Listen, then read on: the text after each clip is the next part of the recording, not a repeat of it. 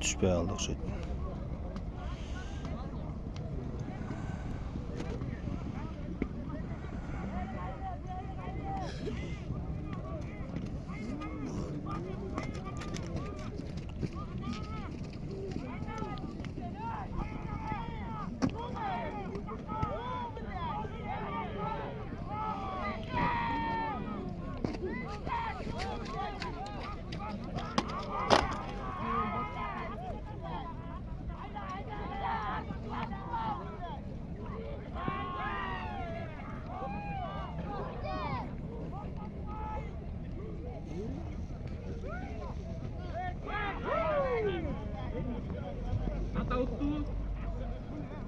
Vaqt bitti-da.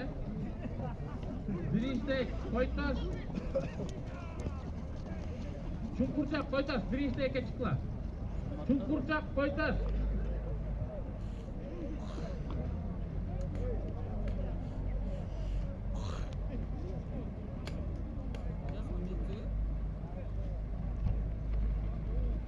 Ama belki gibi açılmaması var.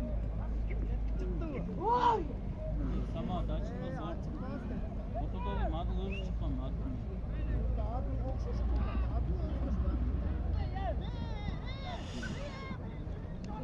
Esmen çıkmasın. Korumak. Koytaş mı demek?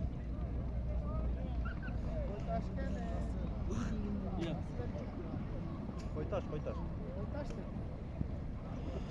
Ulan uzun kırda var da.